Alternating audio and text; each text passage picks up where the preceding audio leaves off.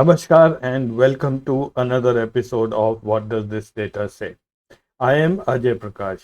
In the run up to the next series of elections in the state assemblies, as well as the 2024 grand finale, the role of RSS has not been discussed too much. The RSS has a checkered history. It will be completing 100 years of existence in the year 2025. The role of RSS in India's freedom movement remains debatable. However, for the BJP, the RSS remains the big brother. The RSS has always helped BJP win elections, and in return, the BJP has to follow the laid down objectives of the RSS. And if you have not been observing the chess moves between the RSS and the BJP lately, then you would have missed the point that it is not business as usual between the two organizations. Though they come from the same Sangh Pariwar, but then there are people, there are aspirations, and there are undercurrents. Last year in June, Harish Khare published this article in The Wire titled After 7 Years of Modi and Shah, the RSS's fall from grace is total and complete. Harish Khare was a media advisor in the Prime Minister's office till January 2012, and he also worked as a resident editor for The Hindu in Delhi. Khare has summarized the relationship between the BJP and the RSS in the traditional manner. This was a very clear quid pro quo stance taken up by the RSS vis-a-vis the BJP. In short, it meant the BJP does what the RSS wants it to do, and in return, the RSS would provide foot soldiers at the election time. Now, this continued for the last 60-70 years, and it became so critical to the BJP's success that the interference of RSS in the BJP hierarchy started increasing, and they started sending senior operatives on secondment to man key organizational posts within the BJP. Now, you can well imagine how Modi will view this feature of the RSS. Modi being Modi, he hates interference from anyone, not even his own colleagues, and let alone the RSS. So, a plan to put the RSS in its place must have started long ago. Now, on the other side, do you think that the RSS has always supported the BJP in elections? Well, not quite. If you go back to the 2004 election when Atal Bihari Vajpayee was seeking a third term in office, things went south between RSS and the BJP. Let me very briefly go over why Atal Bihari Vajpayee lost. I'm sure all of you will remember the India Shining campaign that the BJP was running during the 2004 elections. And BJP had every right to call that campaign India Shining. The plain reason was that in the year 2003 and 2004, India had recorded a above 7% growth rate in the GDP. The per capita income of Indians had grown by over one and a half times during the Vajpayee period. From $413 in 98, it came up to $628 in 2004. The average growth rate during the Vajpayee years, despite the Kargil war, was over 6%. So why did Vajpayee lose the 2004 elections? How Atal Bihari Vajpayee fell out with the RSS post Godhra riot is a little known secret but forgotten today.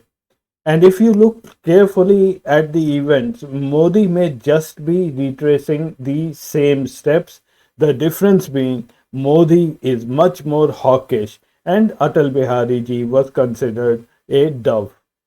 After the 2002 Gujarat riots, Atal Bihari Vajpayee was a visibly upset person, and he had decided to get rid of Narendra Modi as the Chief Minister of Gujarat. In fact, the week following, in the National Executive meeting in Goa, Modi was supposed to offer his resignation. But then Lal Krishna Advani, read here as the RSS, exerted so much pressure on Atal Bihari Vajpayee that he had to backtrack. During the national executive meeting, the RSS had engineered slogan shouting, Istifa mat do, Istifa mat do. The RSS had managed to check Atal Bihari at that time, if not checkmate him. He had a string of the so-called weak ministers who were not part of the core Hindutva ideology. He had Jaswant Singh and Brijesh Mishra who were hated by the RSS. He then had George Fernandes and he had the support of people like Chandrababu Naidu and Nitish Kumar. The RSS was never comfortable with this model. In addition, the RSS thought he is going too slow on the Ram Mandir issue. In fact, the VHP at that time made personal attacks on Atal Bihari Vajpayee. The Vajpayee Musharraf meeting, also, if you remember, was unsuccessful but because of some hidden hand. The hidden hand could not have come without the knowledge of the RSS. So by 2004, the RSS had had enough of the Vajpayee model.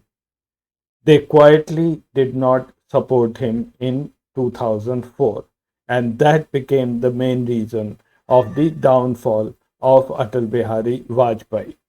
Till the end, Atal Bihari ji believed that his failure to rein in Modi after the 2002 riots was the reason of his losing the election, and not because the RSS did not support him, and neither because India was not shining at that time. As I said, Vajpayee always had a string of weak people around him, and those people could never support him when the need arose.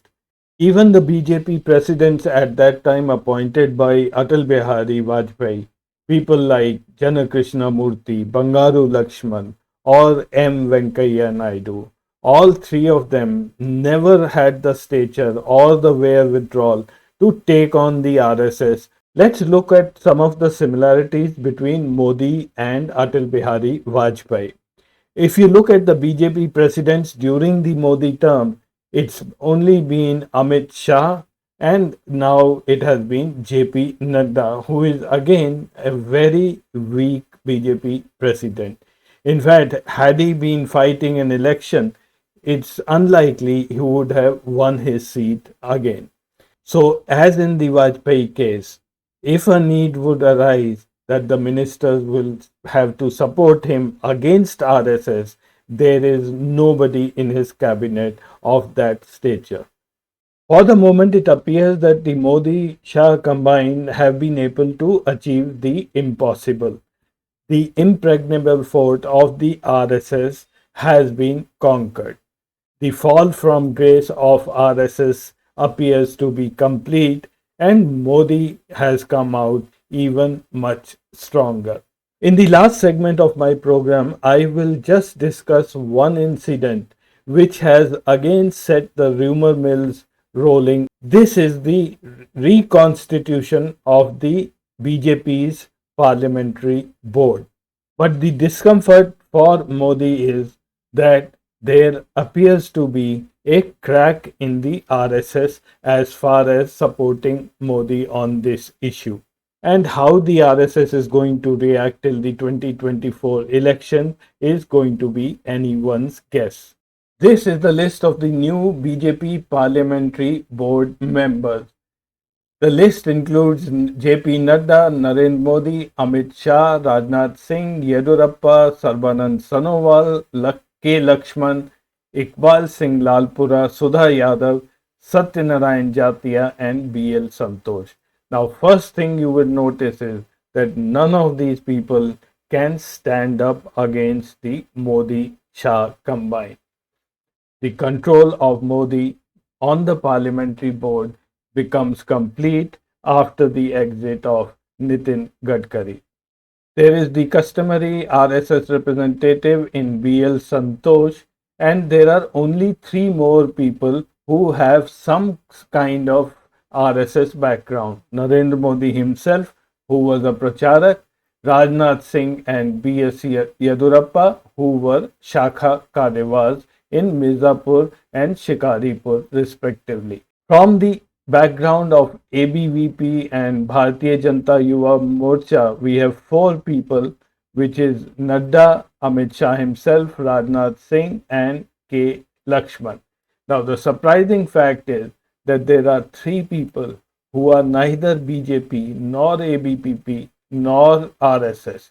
They have joined BJP midway, and that is Sarvanand Sonowal, Iqbal Singh, and Sudha Yadav.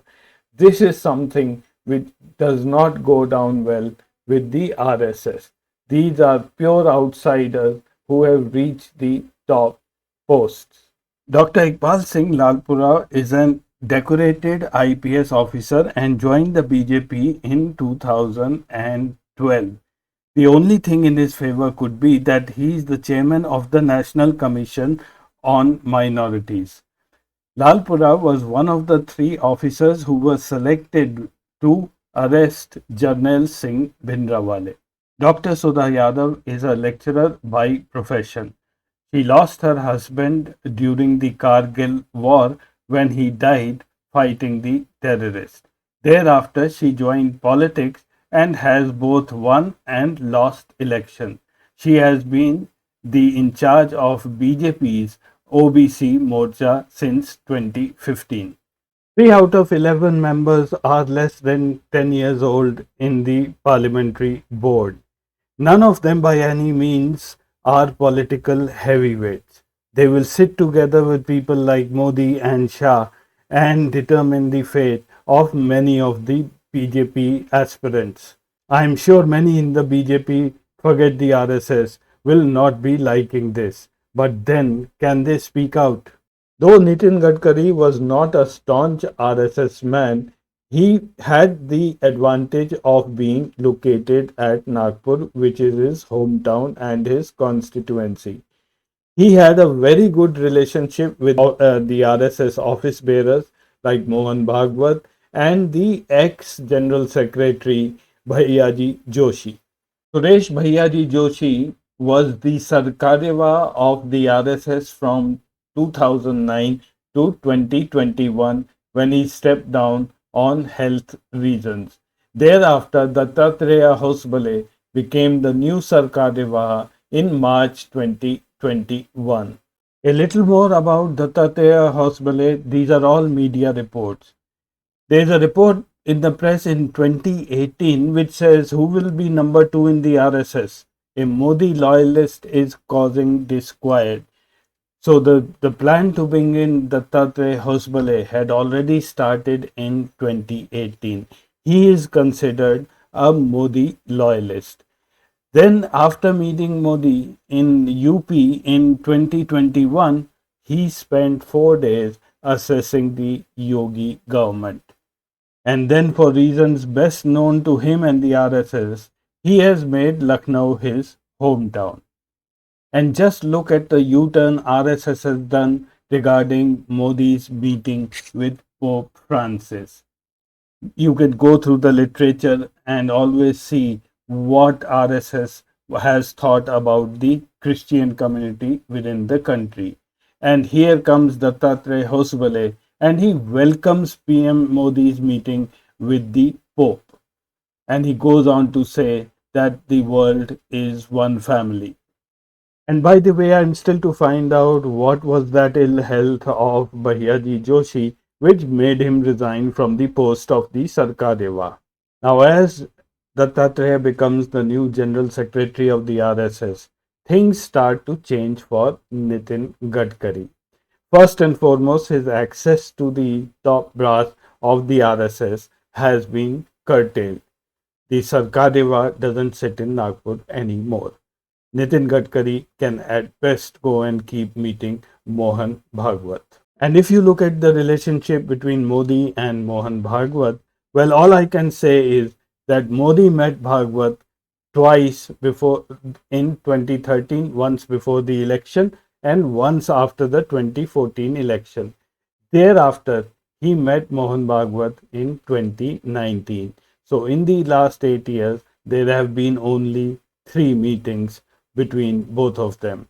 On the other hand, Dattatreya Hosbale has already met Modi for sure once, but then being stationed in Lucknow, he will always be close to the Prime Minister.